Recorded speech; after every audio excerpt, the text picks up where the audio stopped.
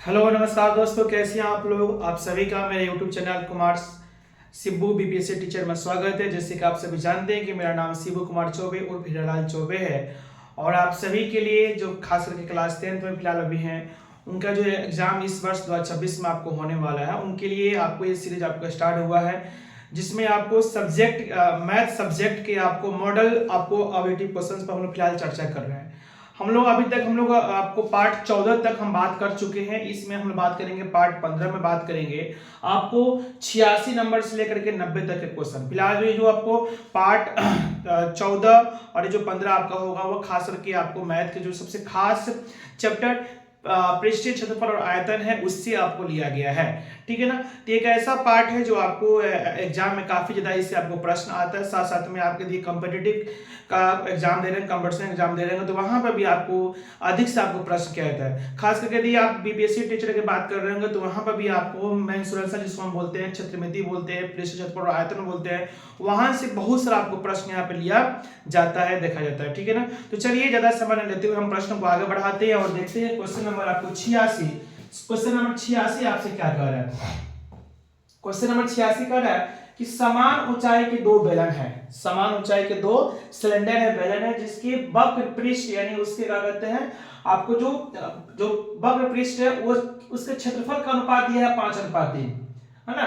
समान ऊंचाई के दो बेलन है, उसके आपको वक्र पृष्ठ जो है उसके क्षेत्रफल वक्र पृष्ठ क्षेत्रफल का अनुपात दिया है 5:3, तो उसके आयतन का अनुपात क्या होगा, समझ में आ रहा है ना। दो बेलन है जिसके वक्र पृष्ठ क्षेत्रफल का आपको रेशियो दिया है 5:3, तो आयतन का अनुपात कितना होगा, ठीक है ना। दो बेलन मान देखिए, दो बेलन, ठीक है ना। तो पहला बेलन मान लीजिए, पहला बेलन है, पहला मान लीजिए एक बेलन ए है एक बेलन बी है, ठीक है ना। दोनों के एरिया का अनुपात दिया है 5:3, पर दोनों के फॉर्मूला क्या होगा बताओ तो। बेलन के जो वक्र पृष्ठ क्षेत्रफल होता है, वक्र पृष्ठ क्षेत्रफल वो क्या होता है बताओ तो 2πr(h)। अगर मान लीजिए पहला बेलन है उसका भी 2πr(h) होगा और दूसरा बेलन है उसका भी कितना होगा 2πr(h) होगा। उसका अनुपात की बात कर रहा है, दोनों का अनुपात का मान कितना दिया है, दोनों बेलन के, मान लीजिए बेलन ए है और बेलन बी है, दोनों बेलन के पृष्ठीय क्षेत्रफल वक्र पृष्ठीय क्षेत्रफल का अनुपात कितना दिया है 5:3, दिख रहा है ना वीडियो में 5 आपको, हाँ 5:3 दिया है, ठीक है ना। और क्या बोला है बताओ तो, उन दोनों बेलन की समान ऊंचाई, उसका जो हाइट होगा वो क्या होगा सेम होगा। तो पहली बात क्या, आप देखो अनुपात मतलब बटा होता है 2π से आप 2π काट सकते हो और दोनों का हाइट सेम है तो आप हाइट से हाइट काट सकते हो। यानी आप देख रहे हो कि इस बेलन का r बच गया, उसके लिए आप r1 मान लीजिए और इस बेलन का r यहां बच गया मतलब r2 मान लीजिए। दोनों बेलन के, यदि दोनों बेलन के पृष्ठीय क्षेत्रफल का अनुपात 5:3 है तो दोनों बेलन के त्रिज्या का भी अनुपात r1 अनुपात r2 का मान कितना आ गया 5 अनुपात कितना आ गया 3 आ गया। यानी अब यहाँ से भी आप समझ सकते हैं ऑब्जेक्टिव कि यदि दो बेलन हो, दोनों बेलन की यदि हाइट सेम हो, है ना, तो उसके जो त्रिज्या का अनुपात होगा वही अनुपात उसके वक्र पृष्ठीय क्षेत्रफल का अनुपात होगा और जो वक्र पृष्ठीय क्षेत्रफल का अनुपात होगा वही अनुपात उसके त्रिज्या का अनुपात होगा।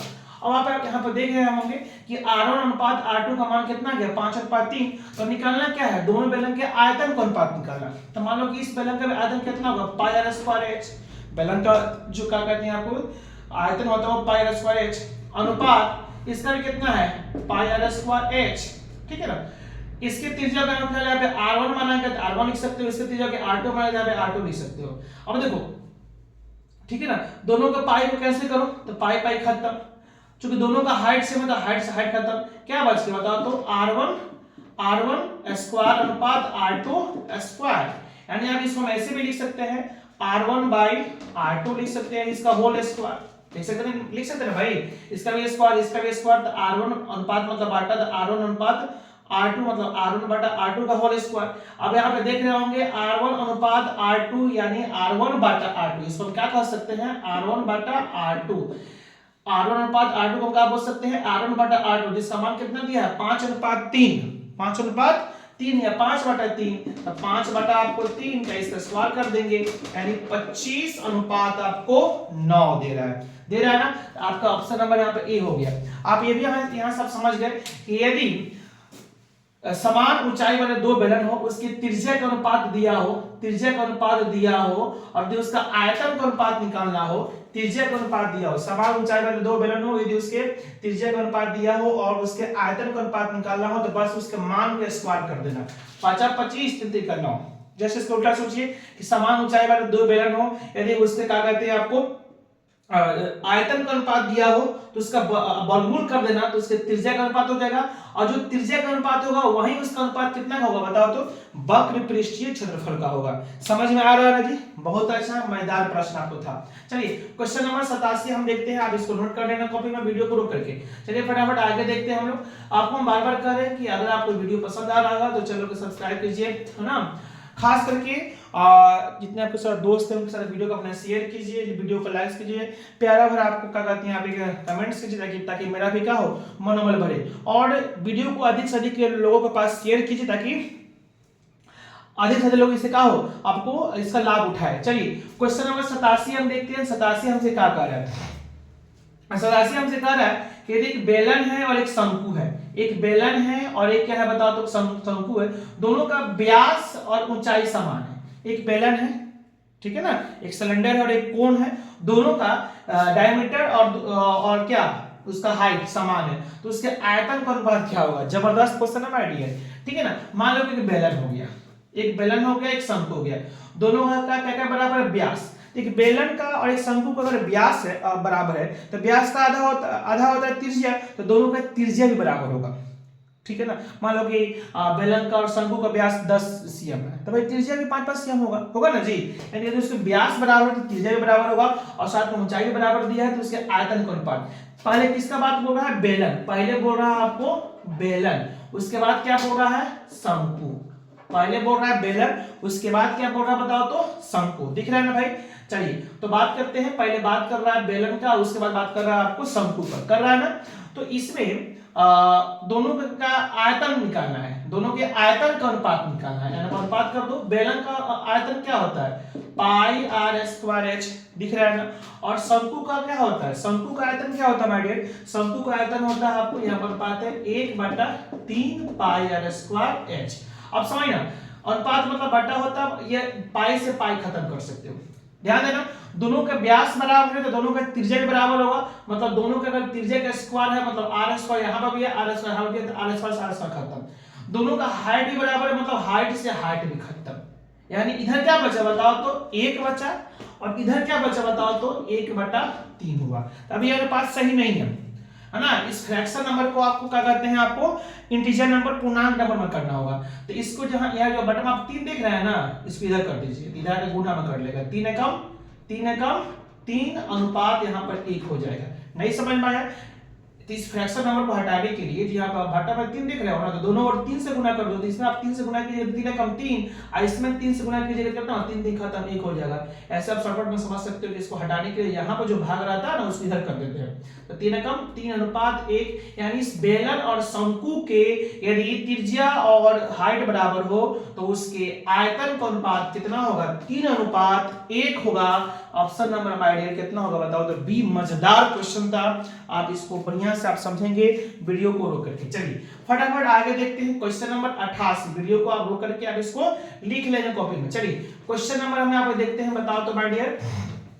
क्वेश्चन नंबर बात करते हैं हम यहाँ पे 88। चलिए 88 देखते हैं, जिनका एग्जाम अगर 2027 में होने वाला है, 26 तो खास करके अपने बच्चे देख भी रहे हैं, लेकिन ऐसे बच्चे भी जो देख रहे होंगे जिनका एग्जाम 2027 में होगा, वे लोग भी बेहतरीन रूप से इसको देख सकते हैं, ताकि आपका तैयारी आपको बहुत पहले आपको एक मजेदार क्या कहते हैं ट्रिक के माध्यम से, मजेदार कंसेप्ट के साथ माध्यम से आपको बताया जा रहा है। तो अगर आपका एग्जाम 2027 में होने वाला है तो फिर भी आप इसको स्किप नहीं करेंगे, आप इसको बेहतर से बेहतर रूप से देखेंगे, ताकि आप अगर इस चैप्टर को क्या कहते हैं अगर आप बाद में पढ़ते हैं वहीं पढ़ाई अगर आपको पहले मिल जा रहा तो और अच्छी बात है।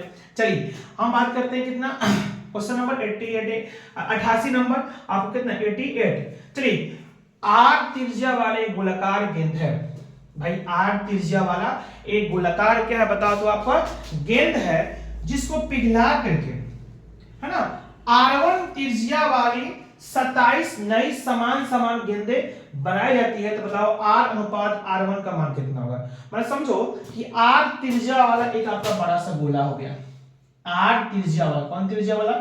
आर त्रिज्या वाला आपका एक बड़ा सा गोला हो गया, इसको क्या किया गया, पिघलाया गया, और पिघलाया में क्या किया गया, छोट छोट छोट छोट ऐसे ऐसे समान सेम साइज का 27 को क्या बनाया गया, गोला बनाया गया। इन सभी का त्रिज्या कितना है, R1 है। समान साइज का 27 को गोला, अभी तुम 27 को मन गिनने लगा, हम समझाने के लिए 27 कम ही हो गया, 27 को गोला बनाया गया। समझ में आ रहा है ना, जिसकी त्रिज्या R1 होगा। आर त्रिज्या वाला, कैपिटल आर त्रिज्या वाला एक बड़ा सा गोला को पिघला करके, उसको गला करके छोट छोट 27 को समान साइज के R1 साइज के, R1 त्रिज्या साइज के गोला बनाया गया। तो पूछ रहा है आपसे कि बड़ा त्रिज्या जिसकी त्रिज्या R है और छोटी त्रिज्या जो 27 को बना है वो छोटा ही होगा, उसकी त्रिज्या R1 है, R अनुपात R1 का मान कितना होगा, समझ में आ रहा है। तो ध्यान दो, आकृति परिवर्तन आप पढ़े होंगे वॉल्यूम में कि आकृति परिवर्तन में क्या होता है कि अगर किसी भी एक आकृति को आप दूसरे आकृति में कन्वर्ट कर देते हैं तो भले उसका क्षेत्रफल कन्वर्ट हो जाएगा, क्षेत्रफल बदल जाएगा, लेकिन उसका आयतन क्या होगा बताओ, तो सेम होगा, क्योंकि आयतन की तुलना हम क्या करते हैं, उसके वेट से करते हैं। जैसे मान लीजिए कि 1 लीटर दूध, और किसी मान लीजिए कि आप किसी मान लीजिए आप उसको बाल्टी में रखे होंगे, तभी उसमें 1 लीटर नहीं है, और क्या कहते हैं उतना बाल्टी में जितना उसका आयतन होगा उसी, आप किसी का कहते हैं बेलनाकार बर्तन में रखते हो तो उसका आयतन क्या होगा, सेम होगा। यानी आकृति परिवर्तन करने से आयतन में कोई परिवर्तन आपको नहीं होता, क्योंकि उसका तुलना उसके वजन से करते हैं। यानी इस ये जो गोला था ना, एक गोला था जिसकी कुछ ना कुछ आयतन होगा, उसका आयतन, एक गोला जो बड़ा सा गोला था उसका आयतन इन 2700 गोला के टोटल जो उसका आयतन होगा उसके बराबर होगा। इस गोला का आयतन, ये छोटे छोटे जो आपको 27 टुकड़ा का जो गोला बना हुआ है उसके आयतनों के योग के बराबर होगा। यानी इसका आयतन, ये भी गोला है तो इसका आयतन क्या होगा बताओ, तो गोला का आयतन क्या होता है बताओ, तो 4/3 पाई r क्यूब। गोला का आयतन क्या होता है, 4/3 पाई r क्यूब। ये बड़ा गोला है तो इसके r को आप स्मॉल r यहाँ पे ना लिख करके यहाँ पे कैपिटल R लिखिए। इस गोला का आयतन 4/3 पाई r क्यूब, इसका मान टोटल 27 को गोला के आयतन के बराबर होगा। मतलब 27 गुने एक गोला का आयतन, एक गोला के आयतन में 27 से गुना कर देंगे तो टोटल गोला का आयतन निकल जाएगा, जो छोटा टुकड़ा है। तो 27 गुना एक गोला का आयतन, भाई एक गोला का आयतन वही 4/3 पाई r क्यूब। लेकिन इस छोटका गोला के r को r ना बोल करके यहाँ पे r1 बोला गया। r1 r2 मतलब क्या, उसको क्या बोलते हैं, प्रदर्शित करने के लिए, शो करने के लिए लिखा जाता है।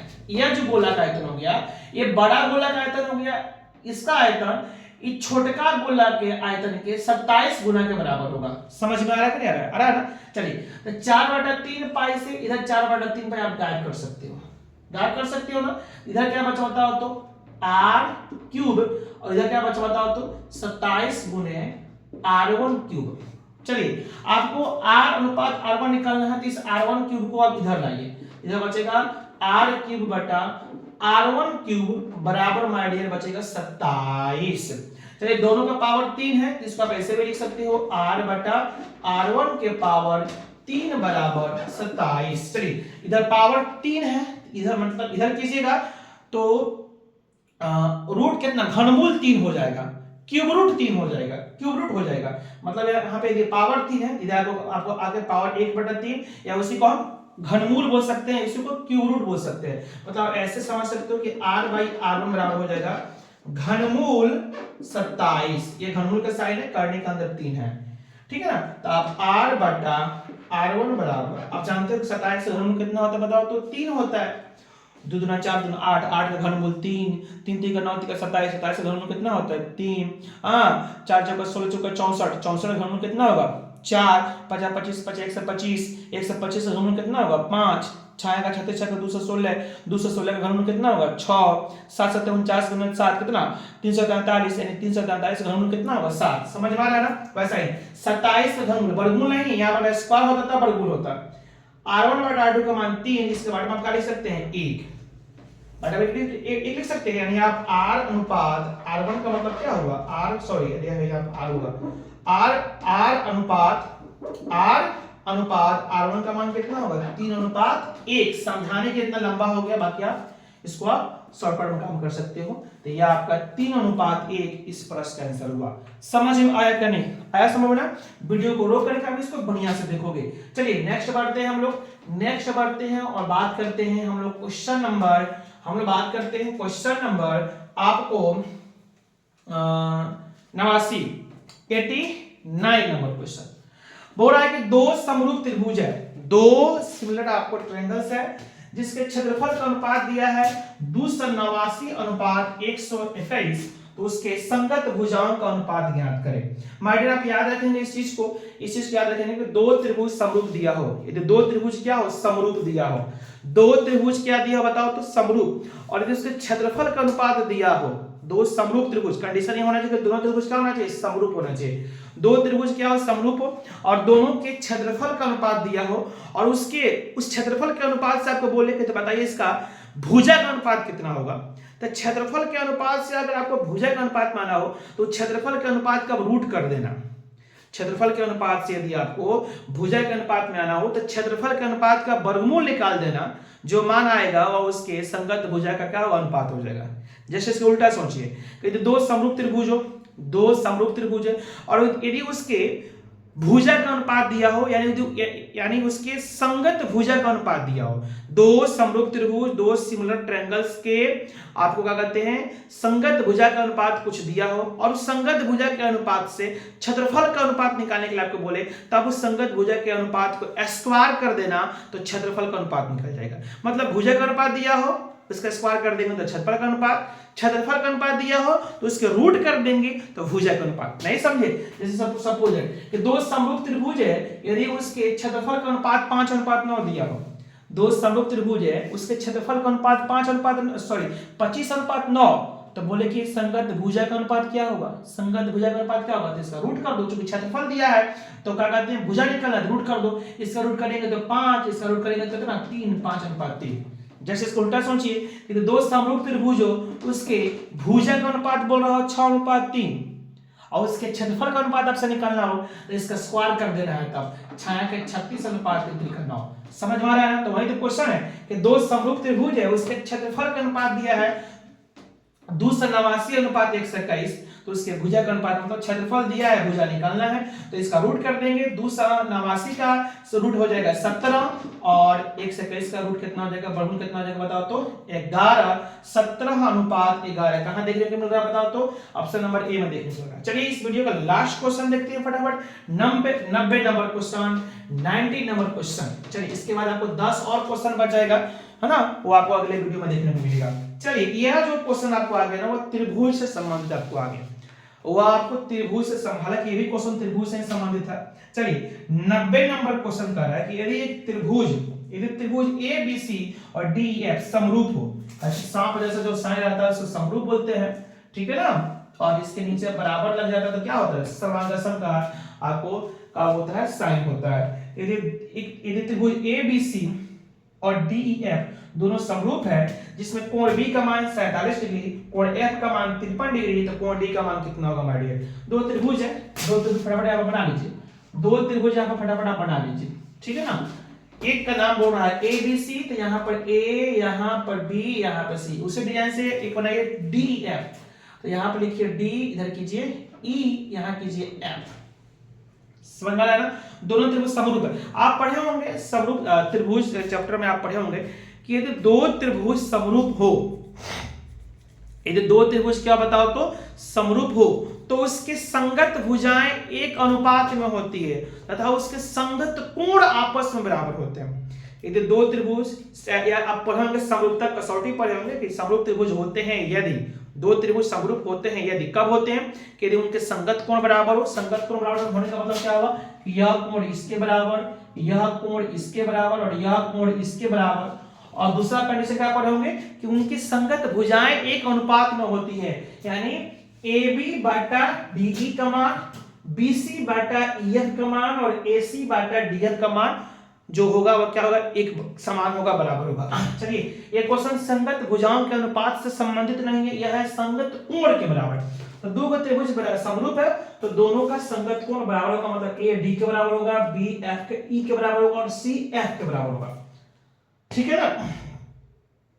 तो क्या कर दिया है, बी का मान 47, कहाँ है बी भाई, इसका मान दिया है 47 डिग्री, यह मान दे दिया 47 डिग्री, एफ 53 डिग्री, यह आपको दे दिया 53 डिग्री, ठीक है ना। डी निकालना है, डी आपको निकालना है, यह कोण निकालना, समझिए ना कैसे निकलेगा बताओ तो।